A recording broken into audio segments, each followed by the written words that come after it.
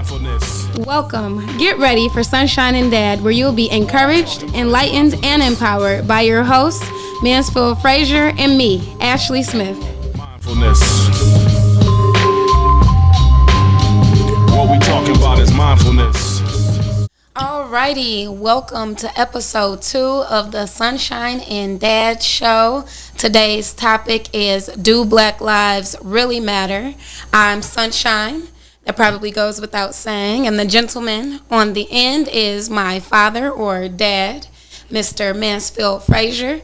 If you missed the first episode of our podcast last week, we did go into detail about how we met in November and how I found him on 23andMe. So if you missed that, go back and watch that so you can learn about our story. Isn't that right, Dad? Yeah, our backstory. And it's been wonderful. I got a new daughter. But I'm not a baby. Not a baby. Got a new daughter, and I said, all the work is done, so that makes it easy. A lot of fun.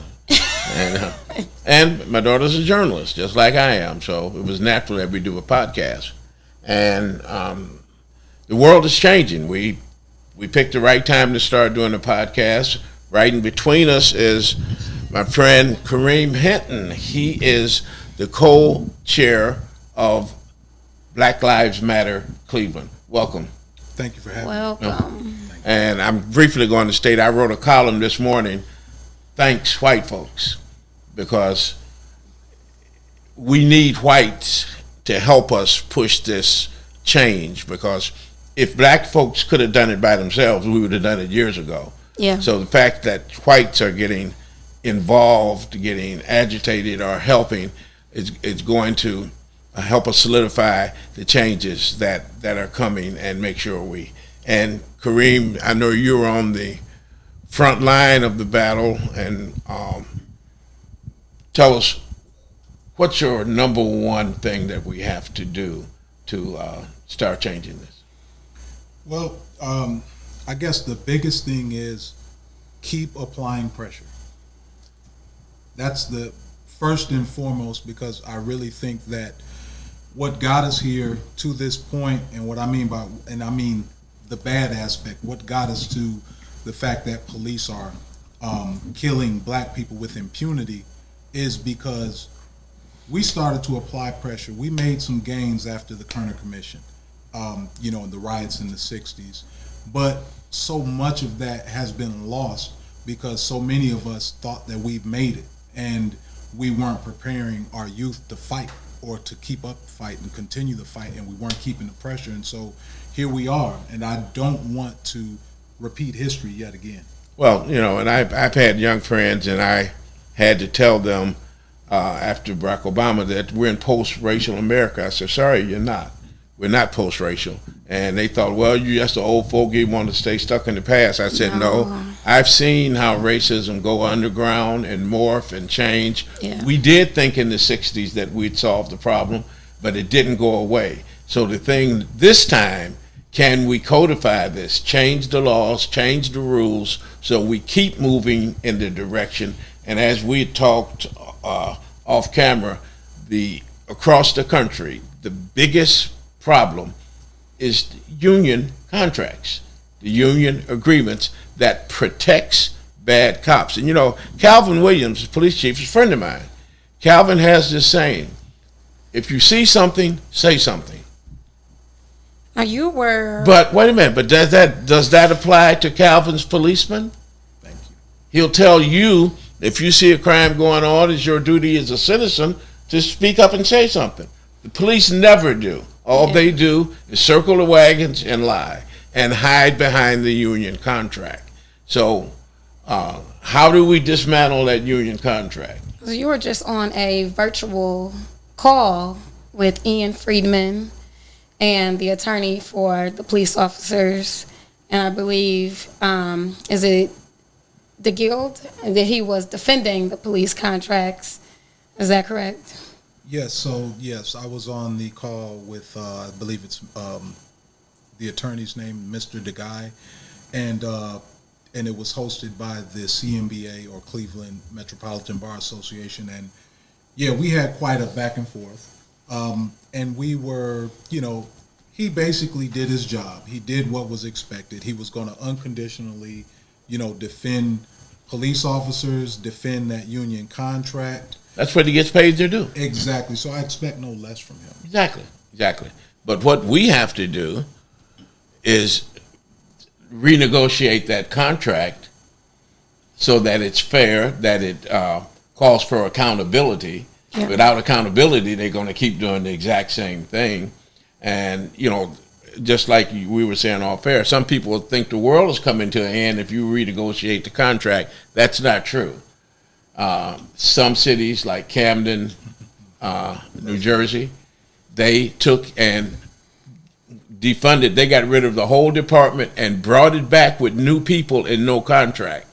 They went from having 67 murders a year down to 25 in 1 year. So it works. It's a proven fact. When police brutality goes down, so does crime. Because basically, police in American society are telling young blacks, respect laws that don't respect you. Right.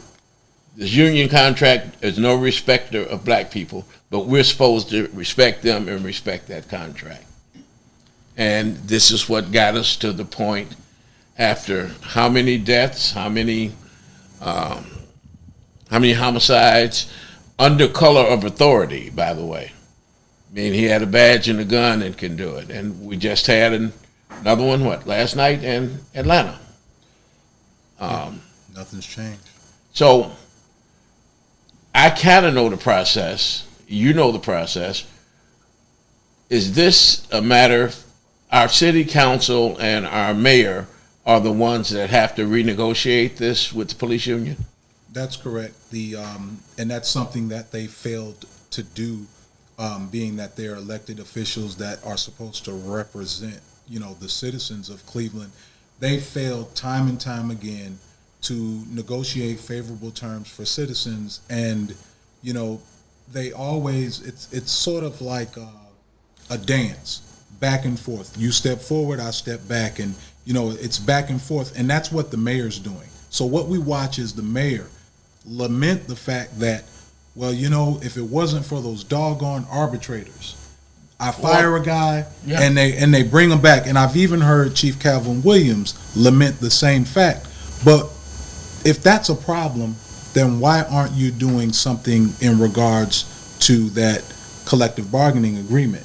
They pretty much, it's just a song and dance, and I'm tired of it, and I'm not falling for it anymore. Well, and I think America's getting tired of it. And not to defend the mayor, though I will, Cleveland is not the only city that failed to renegotiate. No city has actually, except for Camden, when they got rid of it altogether, most cities are in the same position that they do not force those union contracts. They're afraid of strikes. They're afraid of whatever. So Cleveland is not alone and not doing its job to rein in its police. And I think that's what you're going to see now, that those kind of things, those kind of agreements. But what we have to do as citizens is demand of our elected officials that these contracts have to go. If we don't change the contract, nothing else changes. You get the same results over and over again. And right now, the country is in an uproar. How do we keep that moving in a positive direction? We know it's not going to happen overnight, but how do we let them know we're not taking shorts, we're not taking seconds, we're not going to do it halfway? And if we have to get rid of the whole police department, I'm a big believer that we need more women in policing anyway, because a lot of what you see when they're violence, when it acts out, is testosterone. Officers, they get an adrenaline rush. And it's a lack of training. No. Oh, no. In the police department? Oh, no, they're trained. They're doing exactly what they're trained. No. They so now, need to revamp supposedly, the training. Well, no, I don't buy that. You cannot, it's not that they don't know what to do. Believe me, after Eric Garner was killed in New York, they required that officers go through like 80 more hours of training. I have a friend in New York on police. He said all of the cops slept through the training session. So it's not like they don't know what they're supposed to do and not do. It's just that they're going to do it the way that they want to do it. And the thing is, here's why I wrote that thing about thank you, white America. The police in this country have basically been doing what white people want them to do. They're not doing anything so to say, oops, it was a slip, it's a mistake. No, this is very purposeful. It's how they've been policing. The problem, of course, is in America, we got cowboys, too many cowboys. In Canada, they're not called police officers. Peace officers. They're peace officers. That's what we want. We want peace in our communities. Yeah. Yeah, we don't want guys riding around, And that's what this whole defund. What do you think about the defund part? Oh, I mean, I'm very much for it. I'm pro defunding the police because it will help us actually dismantle and then reassemble policing. So it's going to change it as far as policing goes as we know it. And we need that because law enforcement, they don't need to have anything to do with folks that are having a mental health emergency. Absolutely. I know that this isn't a case particularly in Cleveland, but there was a case, for example, in North Royalton where officers showed up to because a man was in the middle of a mental health crisis. Right. Well, the officers showed up with guns, no tasers. Right. So when they went to get control of this man, and by the way, he was a person of color. He was not black. He was actually Chinese. Mm-hmm. But when they went to get control of this gentleman, he had grabbed a knife. Well, they didn't deploy tasers. They shot him. Exactly. And so, but that has everything to do with training. That has everything to do with they're doing what they are trained to do and what their culture dictates that they should do. Culture. Mm-hmm. Yeah, it's been a culture that shoot first, ask questions later. Go home to your family. Right, exactly. And I'm a big believer. Every cop has the right to go home safe to his family every night. Absolutely. He should. But how he gets there. See, one of the mistakes that we make in our thinking is that and I've heard some cops, well, no cop gets up and goes in the beginning of his shift hoping to shoot somebody. Well, that's a lie. Some of them do. Absolutely. Some of them are looking for an opportunity to shoot someone. And that's, again, part of the history of policing, how we got to where we are in this country. It starts from slave catchers. They're still the tip of the spear. They're still where most citizens interact with government. Most of your interaction is through the police department. And it's just been a total lack of respect for people of color. And until we, it's like seize the moment. You know what I mean? Seize the time and force the change.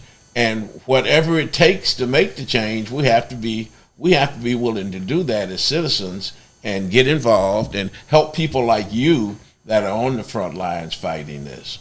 Well, we recognize that you can't just attack it socially. So while we might try to appeal to people's morals, their moral sensibilities, and that's all good. They can have that feel-good moment and saying, I'm not going to be a racist and I'm going to call out this stuff at work or in my household. But we recognize that racism has been codified. It's been put into law. Absolutely. And so what we are doing, we have to have a multi-pronged approach in dealing with racism. So we have to attack it from a legal standpoint. We have to go at it from a moral standpoint. And, hopefully we'll be able to get the substantive change that we need. Because one thing I do know is that with law enforcement, they will continue to do what we allow them to get away with. Exactly. Absolutely. That's how we make the change within that culture. Exactly. It's, Frederick Douglass said in 1849, power cedes nothing without a demand. Never did, it never will. If we don't demand change, there will be no change. They're not trying to give up power. and they made it a us versus them mentality. That's how they want to police. I would love to go back and knowing we're in Ohio, how difficult it would be to home rule where policemen had to live in the city. You know, it used to be they had to live in the city they police. Yeah. Well, the police unions went to the state legislature and they gladly changed it for them. So you get some guy who only time he comes in the inner cities when he got a badge and gun, he's not a member of the community. They become an occupying army. Yeah. They're an army of occupation. Now, and when I say that, most cops are not bad cops, but here's where all cops are wrong. They protect bad cops. Absolutely. So if you're protecting another, you're a good guy, but you're protecting a bad guy, that makes you a bad guy too. Now, is there any part of police training where officers are held to, notify a higher up when they see something or, Oh, I don't doubt that they're told that in training, but then what happens is the training officer, now let me tell you how it really go out here in the street. Right, yeah. Now, supposedly... There is policy. That mandates. Oh, yeah, there's policy about all of it. They just don't follow it. They just don't follow it. Like turning off their cameras. Supposedly, the cop that killed Mr. Floyd, he was a training officer. Oh. He was in charge of training. So when you got somebody like him that's been up on charges 18 to 19 times, and he's training the new cops, well, what do you expect to get? Yeah. See, I just don't think you're going to get somebody that's not culturally sensitive and you're going to train them out of how they've been raised. That's why I think you need more women, more people of color, and a lot less police officers, because just like you were saying, Kareem, that money needs to go to mental health workers. That money needs to go to solving poverty. Solving poverty is what reduces crime, not police. Yeah. You don't police your way into a safe society. You Yeah. do it by providing opportunities for people. Well, that's what they did in Camden. So along with what you mentioned earlier about Camden just disbanding the police department and then starting over fresh, the other thing that they were doing in Camden was that within their court system, they are increasing wraparound services. Mm-hmm. Yeah. So in doing so, they're actually helping folks with the problem that led to their having a brush with the criminal justice system to begin with. And that's so what's missing. Mental health, Right. homelessness, they deal with those things. They deal if you have shelter insecurity, if you have a drug addiction. So by dealing with these things, then you cut down on that recidivism. Exactly. Yeah. Well, Teach life skills. You teach, Exactly. someone to go out and make a living for themselves so that they don't have to go rob and steal and hurt one another. I do want to let you guys know that we can see your comments. I want to shout out a couple of people who have made comments. What we're talking about now speaks to what Carol Nunes says. She says there are criminals with high testosterone as well. So we were speaking about criminals officers, with what now? high testosterone. And Oh, absolutely. Huh? And badges. Yeah. So she's speaking of the community because we were speaking of how officers go out and they have high testosterone. Oh, absolutely. And she was making the point that there are also citizens who have high testosterone. Oh, absolutely they are. I wrote the column. Richard Pryor used to say, I was up there. I went to the prisons. I visited all the brothers in the prisons. He said, and thank God they got prisons. See, some people need to be in prison. Make no mistake about it. We have some dangerous people in society, and they need to be controlled. They would hurt you. They would hurt my grandchildren. They'd hurt your children. So every society needs policing. It's just a matter of how the policing is done. My family lost. So we lost our oldest. Okay, was an attempted robbery, murdered on 118th and Buckeye. And understand something. So we bleed for that. My daughters actually both moved out of state because their hearts were broken about losing their older brother. Wow. But here's the thing. While I'm angry at the perpetrators of that, while we are all angry at the perpetrators of that, we still are angry at the system that means that the failing educational system, Exactly. that's the failings of the government services, and and that basically built or constructed this predator that is also a victim that murdered our Jovan. You understand? Oh, absolutely. I understand. So when we talk about these prisons, I'll never say, well, these prisons just need to be there, and there are folks who we need to fix things so that we don't need those, because that person who is beyond fixing, well, they need treatment, and they need to continue to get treatment till they get fixed. Then maybe they can come back into society. But I will never just say lock people up. No, I will say, if a person is a threat to themselves or others, they must be controlled. And if that calls for locking them up until we get them well. But what you're saying, it doesn't have to be prison. Well, no, there's a whole lot of things where it don't have to be prison. But we should be providing the services that's going to the police. That should be going to. So we're not raising broken people. Exactly. In America, we're raising criminals. We're raising broken people. And that goes back to the wraparound services, to the services in schools, to pinpoint children who need extra help. And I think you and I have discussed about going to the family structure. That's really where it begins. Absolutely. Is the family structure. We need to support families. Jeffrey Canada is my hero. He does it right. Jeffrey Canada in New York took the same kids that would wind up in prison, and they're graduating from college because he provided help to the parents so that they could raise their children the right way, so they're a credit to society, not a threat to society. But the police suck up all of the resources, and they've been telling us we're going to police our way into a safe society. Crime has been falling for the last 25 years in America. You look at the statistics, been falling steadily. But the police keep getting more and more money, more and more. What's scaring a lot of white people is the militarization of the police department. The military gives them used tanks. What do police need tanks for against our own citizens? So they know what these problems are. And even as much of a head of steam as we have, Kareem, nobody should think this is going to be a slam dunk. No. They're going to try to find every way possible to stop change, to keep control, that's why when you were talking about lawyers were involved. The court system backs up the police, and that's what they limited immunity. Is that, one of my favorite movies is A Few Good Men. And Jack Nicholson said, you want the truth? You can't stand the truth. The truth is, I'm on that wall protecting your soft butt. So you better let me do the job the way I want. If I have to break some eggs, if I have to bend some rules, I'm protecting you, so shut up and let me do my job. That's based on the black boogeyman concept. Yes, exactly. They turned us in, as long as we were working for free, slavery, we were the nicest people in the world. Once they had to start paying us, then they turned us into monsters.